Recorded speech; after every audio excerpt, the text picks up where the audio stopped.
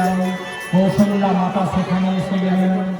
অর্ধভাগ কৌশলী দিল্লা, পায়েসের আধা ভাগ কৌশল্যাকে দিলেন, উভয় ভাগ আধে করে দিলেন। সেই আধাকে আবার আধা করলেন। আর ওই রহস্যময় ভাগ তুমি দিলেন। সেই আধা ভাগকে কৈকেয়ীকে দিলেন। আবার যে আধা ছিল সেইটাকে আধা করে নিয়ে কৈকেয়ী এবং কৌশল্যাকে হাতে ধরে নিয়ে সুমিত্রাকে দিলেন। বলার উদ্দেশ্য হচ্ছে, পায়েস যদি 16 আনা থাকে মনে করো, তো 16 আনাকে দুভাগে ভাগ করলেন, 8 আনা। তো 8 আনা দিলেন কৌশল্যাকে, বাকি কত থাকে 8 আনা। সেই 8 আনাকে 4 না করে দুভাগ করলেন, সেই 4 না দিলেন কৈকেয়ীকে। আর কত থাকে 4 না, সেই 4 নাকে দুভাগ করলেন, 2 আনা। সেই 2 আনা কৈকেয়ী এবং কৌশল্যার হাত ধরে নিয়ে মন প্রসন্ন করে সুমিত্রাকে দিলেন।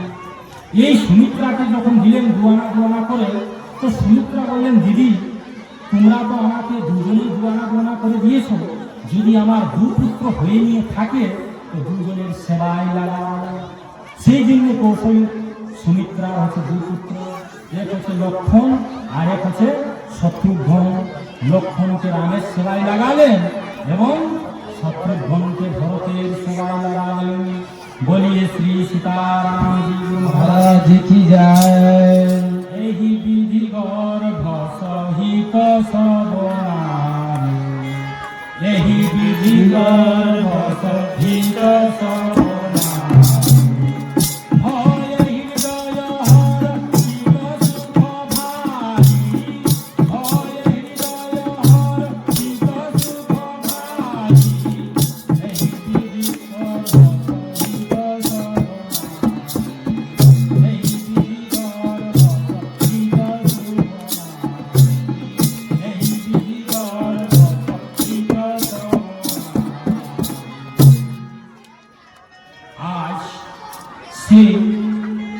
পায়েস খেয়ে নিয়ে মাতা বোন সকলেই গর্ভ অন্তর্বর্তী হয়ে গেলেন। হয়ে হৃদয় হর্ষিত সুখভাব, আজ আনন্দে তারা একদম পরিপূর্ণ হয়ে গেলেন। যা দিনতে হরিহর ভূমিয়ায়, যেদিন থেকে ভগবান হরি সেই গর্ভের মধ্যে এলেন, সকল লোকসুখ সম্পত্তি ছাই এই 14 বিশ্ব ব্রহ্মাণ্ডের মধ্যে সমস্ত সুখের সম্পত্তিতে পরিপূর্ণ হয়ে গেল। মন্দির মহোৎসব রাজনী রানী সবাশীল তেজ পিঠান। মহলের মধ্যে যে সমস্ত রাজা রানী ছিলেন, সভাশীল তেজ পিঠান, সভাশীলা তেজে যে রানীরা হচ্ছেন সমুদ্র খনি, তারা সকলেই কৃতকৃতার্থ হয়ে গেল। সুখ দুঃখ কচু কাল চলে গেল। এমনিভাবে সুখের সহিত কিছুদিন সময় অতিবাহিত হয়ে গেল। যেহি প্রভু প্রকট অবসর হল, আর ভগবানের প্রগটের সময় এসে গেল। যোগ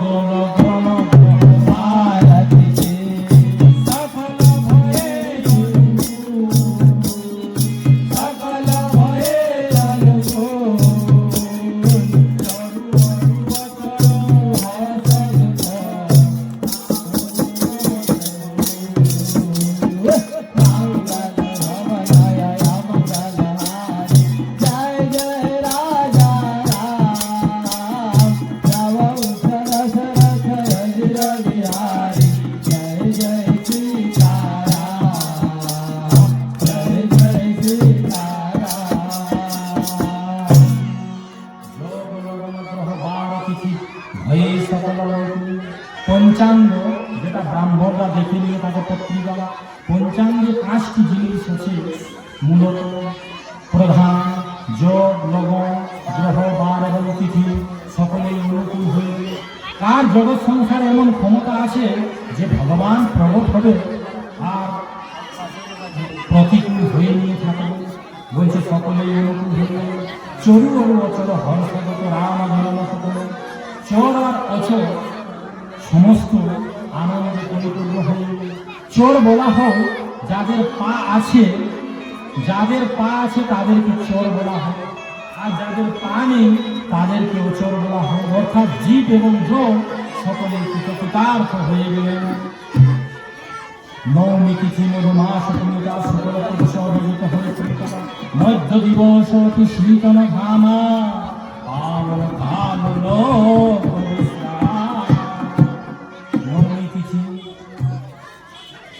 নবমী তিথি মধুমাস চৈত্র মাস শুক্লপক্ষ অভিজিৎ নক্ষত্র মধ্যে ভগবান প্রগট হলেন। নবমী তিথির মধ্যেই কেন প্রগট হলেন? একবার এক দেবী ভগবানের কাছে উপস্থিত হলেন, ভগবানকে প্রণাম করে নিয়ে বলছে, হে প্রভু, আপনি আমাকে তো জগৎ সংসারের মধ্যে সৃষ্টি করলেন, কিন্তু আমার কোনো মহিমাই না। পণ্ডিতগণ ব্রাহ্মণগণ সেই নবমী তিথিকে রিক্তা তিথি, খালি তিথি বলে মনে করে নিয়ে থাকে।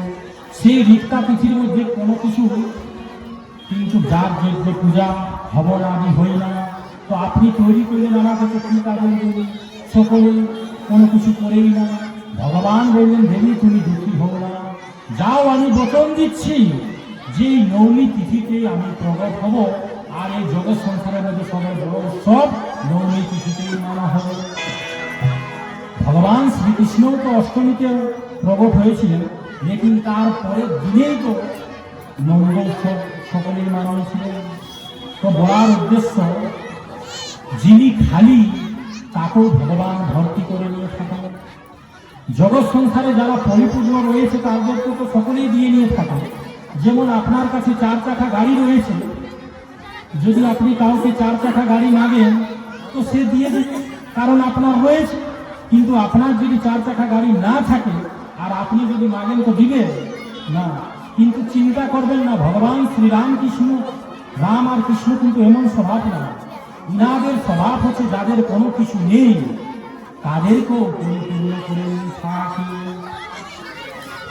সেই জন্য নবমী তিথির মধ্যে ভগবান আসেন। মধুমাস চৈত্র মাসের মধ্যে ভগবান কেন সমস্ত জগৎ সংসারকে মধুময় করার জন্য, সুন্দর বাতাবরণকে তৈরি করার জন্য ভগবান মধুমাসের মধ্যে এলেন, শুক্লপক্ষের মধ্যে গেলেন।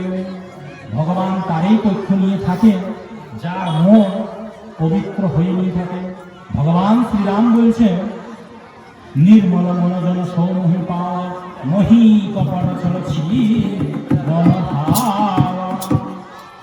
সেই জন্য ভগবান শুক্লপক্ষের মধ্যে পরিষ্কার, শুক্লপক্ষ কেমন থাকে? নির্মল পরিষ্কার। অর্থাৎ যেখানে স্বচ্ছ এবং পরিষ্কার থাকবে সেখানেই তো ভগবান অভিজিৎ মুহূর্ত কাকে বলে 12:30 থেকে 12:15 পর্যন্ত যে মুহূর্ত হয়ে নিয়ে থাকে তাকে অভিজিৎ মুহূর্ত বলা হয়। সেই জন্য ভগবান অভিজিৎ মুহূর্তের মধ্যে আসছেন। কে আসছেন? বিজয়ী রাম।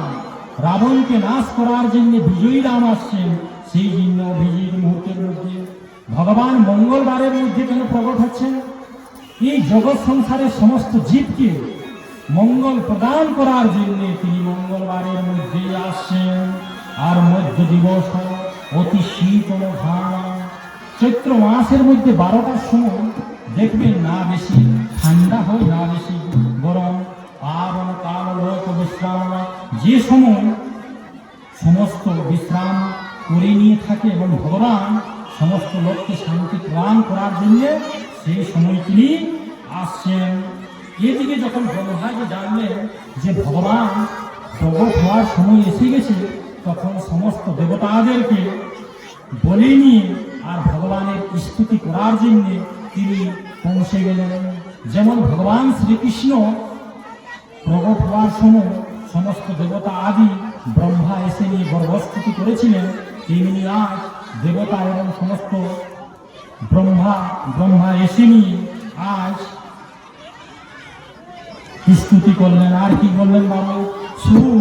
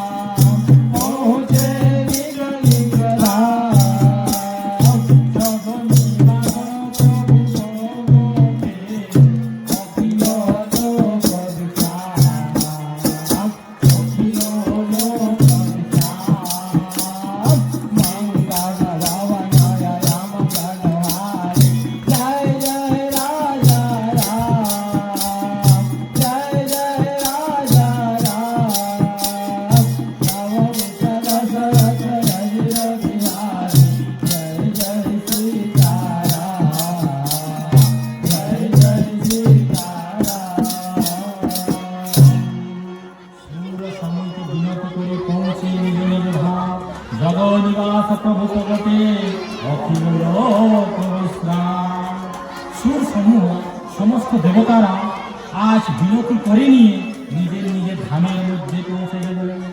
এখন প্রশ্ন হচ্ছে, ভগবান এদিকে অযোধ্যার মধ্যে প্রগট হচ্ছে আর সমস্ত দেবতারা নিজের নিজের ধাম গেলেন, চন্দ্রলোক, সূর্যলোক, বরুণ লোক, সূর্য লোক, তাহলে দেবতারা হচ্ছে হতভাগা। ভগবান অযোধ্যার মধ্যে প্রগট হচ্ছে আর সমস্ত দেবতারা তাকে ছেড়ে নিজের নিজের ধাম গেছে। এখনো শ্রীরাম নবমীর সময় যে আসছে এই শনিবারে শুক্রবার থেকে, তো সমস্ত গোটা বিশ্বে অযোধ্যা গিয়ে নিয়ে থাকে। যাদের শরীর খারাপ, দাবাই ওষুধ খেয়ে নিয়েও মহারাজ তারা সেই ভগবানকে দর্শন করার জন্য গিয়ে নিয়ে থাকে। আর দেবতারা এদিকে নিজের নিজের ধাম যাচ্ছে, তাহলে দেবতারা হচ্ছে অতভাবে বলছেন না, নিজের নিজের ধাম মানে বলার কারণ রয়েছে। দেবতাদের দুই জায়গায় ধাম রয়েছে। এক ধাম হচ্ছে তারা কার্য সম্পাদন করার জন্য চন্দ্রলোক, কুবের লোক, বরুণ লোক, যম লোক রয়েছে। আর এক লোক হচ্ছে ভগবানের শরীরটাই হচ্ছে তাদের লোক। যেমন সরকারি বড় বড় অফিসার যারা হয়ে নিয়ে থাকে, ডিএসপি, ডিএম, ডিসি, প্রধানমন্ত্রী আদি, তারা কার্য যখন নির্বাহ করে তখন সরকারি আবাস পায়। আর কার্য যখন সম্পাদন হওয়ার পর তাদের নিজের একটা তো ঘর রয়েছে, নিজের তো ঘর রয়েছে। কার্য যখন কারো 40 বছর 60 বছর পূর্ণ হোক তখন নিজের ঘরের মধ্যে গিয়ে নিয়ে থাকে। তেমনি আজ দেবতারা কি করলেন, নিজের ধাম যে ভগবানের শরীর, এই ভগবানের শরীরের মধ্যেই প্রবেশ করলেন। চন্দ্র ভগবানের মনের মধ্যে প্রবেশ করলেন। চন্দ্রময় মনসা জাত, চন্দ্র ভগবান মনের মধ্যে প্রবেশ করলেন। সূর্য ভগবানের চোখের মধ্যে প্রবেশ করলেন। আর বায়ু ভগবানের কানের মধ্যে প্রবেশ করলেন। দিকপাল আদি ইন্দ্র ভগবানের বায়ুর মধ্যে প্রবেশ করলেন। অগ্নি ভগবানের মুখের মধ্যে প্রবেশ করলেন। এমনি ভাবে সমস্ত দেবতা আজ ভগবানের হৃদয়ের মধ্যে প্রবেশ করলেন। সেই জন্য গুরুদেব একটি কথা বলতেন, পুত্র যদি কেউ রাম আর কৃষ্ণের ভজনা করে নিয়ে থাকে তো সমস্ত দেবতারে তাদের এই পূজন হয়ে নিয়ে থাকে। কারণ ভগবানের মধ্যে সমস্ত ভগবান বিরাজমান রয়েছে। অলগভাবে পূজা করার কোনো প্রয়োজন নেই। যদি নাও করে এতে কোনো অসুবিধার কারণ নেই। তো সুর সমূহ বিরতি করে পৌঁছে নিজ নিজ ধাম, জগৎ নিবাস প্রভু প্রগটে অখিল লোক ইসলাম। এদিকে মা কৌশল্যা সীতিকার গাড়ির মধ্যে কি করেছেন, বসে রয়েছেন। না কোনো ব্যথা, না কোনো পীড়া, কোনো কিছু নেই। এদিকে 10 মাস 10 দিন ব্যতীত হয়ে গেছে, কোনো গর্ভের পাতায় না। দাস দাসী যে ছিল তারা কাপড়, ওষুধ, জনমগুটি নিয়ে, বাচ্চাদেরকে যে খাওয়া হয় জনমগুটি, সেগুলি নিয়ে তৈয়ার ছিল। কিন্তু 10 মাস 10 দিন হয়ে গেছে, কোনো পাতায়। বাল্মীকিজি বলছেন 11 মাস 26 দিন যখন হলো, বসন্ত থেকে বসন্ত, 26 দিন মানে 4 দিন বাকি 1 বছর, 12 মাস। এই 12 মাসের সময় এদিকে হঠাৎ কৌশল্যা সেই সূতিকারের মধ্যে রয়েছিল। যেমন কোটি কোটি সূর্য একত্রিত হয়ে নিয়ে যে আভা প্রকাশ করে, তেমনি আর নীল রঙের আভা বিশিষ্ট ওঙ্কারযুক্ত সেই বৈকুণ্ঠনাথ ভগবান শঙ্খ চক্র গদা পদ্ম নিয়ে আজ মানে চতুর্ভুজ রূপ নিয়ে একদম প্রকাশিত হয়ে গেলেন। বলিয়ে বৈকুণ্ঠনাথ ভগবান। আজ মাতা কৌশল্যা সেই পরম পবিত্র দিব্য শঙ্খ চক্র গদা পদ্ম রূপ দেখে নিয়ে আজ কেমন ভাবে তিনি বিনতি করছেন, ভয়ে প্রগট কৃপালা দে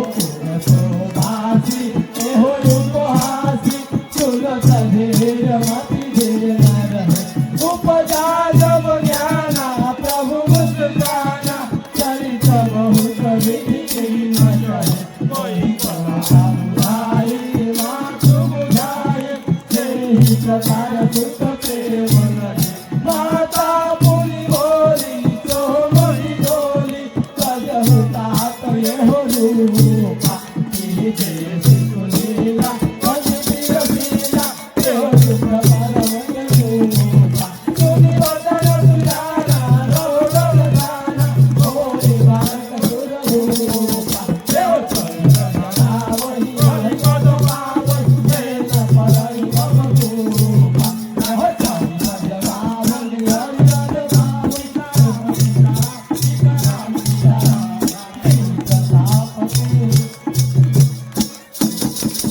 सीताराम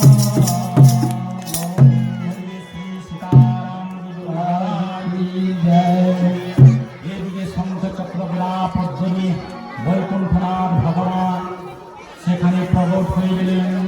ভয়ে প্রগট কৃপা ভগবান প্রগট হয়ে নিয়ে থাকেন, ভগবানের কিন্তু কোনোদিন জন্ম হয় না। সেই জন্যে মহর্ষি বেদব্যাস ভাগবতের মধ্যেও বলছেন ওহো ন জন্মা ন জন্মা সভবম, ভগবান প্রগট হয়ে নিয়ে থাকেন। আর এদিকে ভগবান প্রগট হয়ে নিয়ে মাতা কৌশল্যাকে বলছেন দেবী ওই কথা সুহাই মা বুঝাই যেই প্রকার প্রেম সুতল সেই পূর্বজন্মের কথা শোনালেন, যে পূর্বজন্মে আপনারা মনে এবং সতর্কতা ছিলেন, এই 1000 বছর পর্যন্ত দিব্য তপস্যা করেছিলেন, আর আপনারা ভোর ভেঙেছিলেন যে আপনার মতো পুত্র চায়। তা আমি বলেছিলাম আমার মতো পুত্র জগৎ সংসারে কোথায় পাওয়া যাবে, কোথায় পাওয়া যাবে? আপ সরিষ খোঁজো কাহা যাই নির্গত হবে না। সেই জন্য আমি পুত্র হওয়ার জন্য আপনার কাছে উপস্থিত হলাম। আজ মাতা কৌশল্যাই বলছে বাপ পুত্র হওয়ার জন্য তো আসলেন আপনি, কিন্তু পুত্রের মতো দেখাচ্ছেন না, বাপের মতো বিশাল বিস্তৃত শঙ্খচক্র পদ্ম ধারণ করে নিয়ে এসেছেন।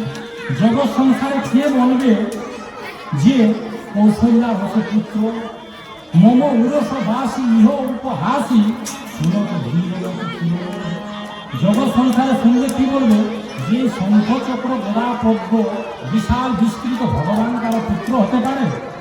তো তাদের মতি ঠিক থাকবে না। তা আপনি তো বাপ বলে নিয়ে এসেছেন, পুত্র বলুন। তো বলছে তাহলে আমাকে কি করতে হবে?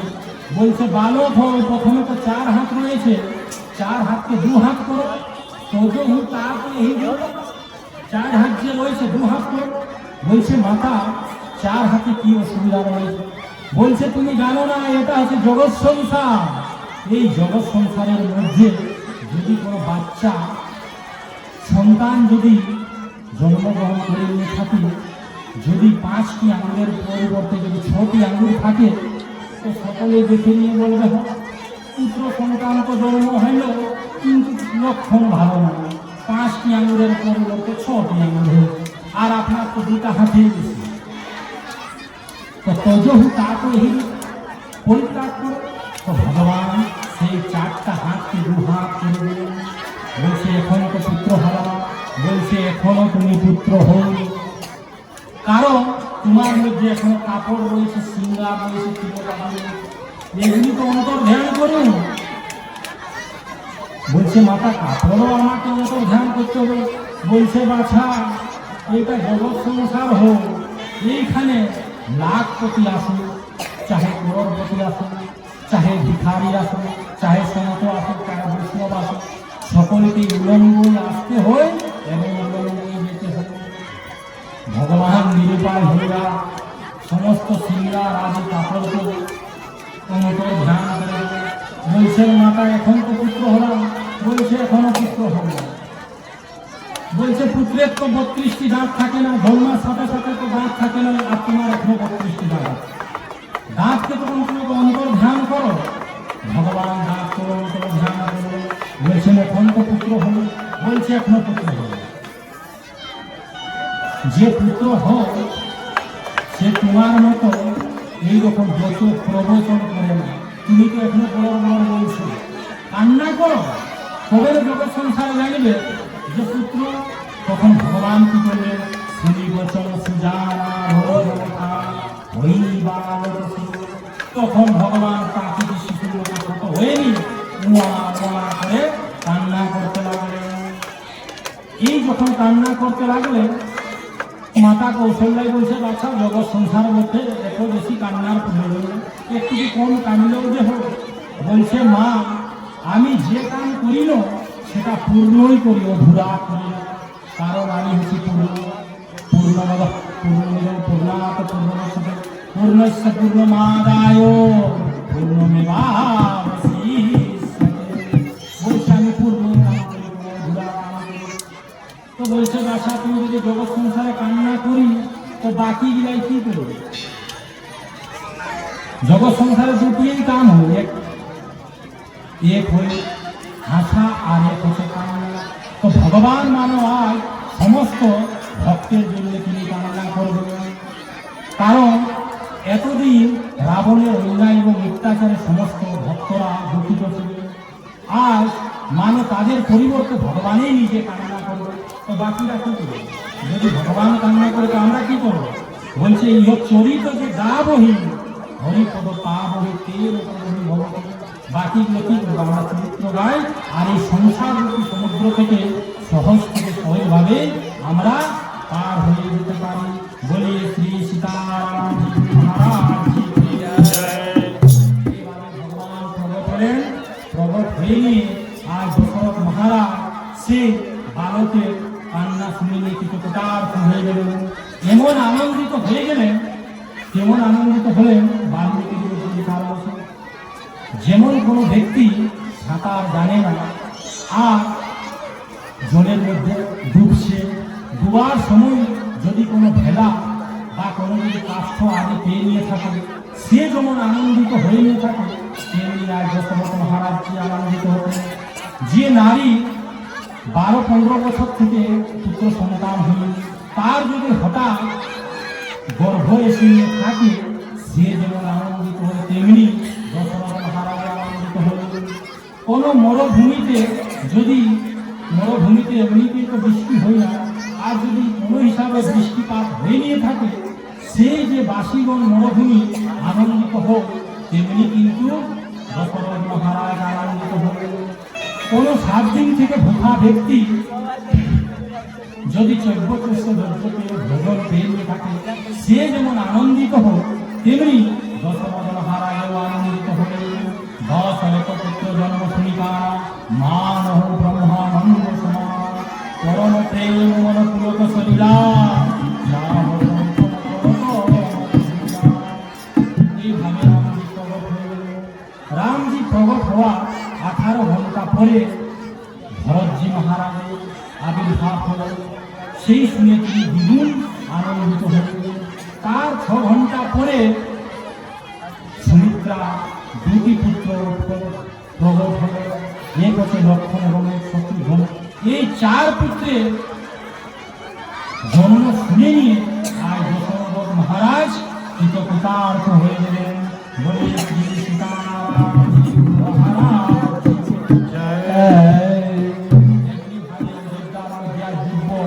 ধুমধাম হতে লাগল। এদিকে কি করলেন বাবু? মাস দিবস দিবস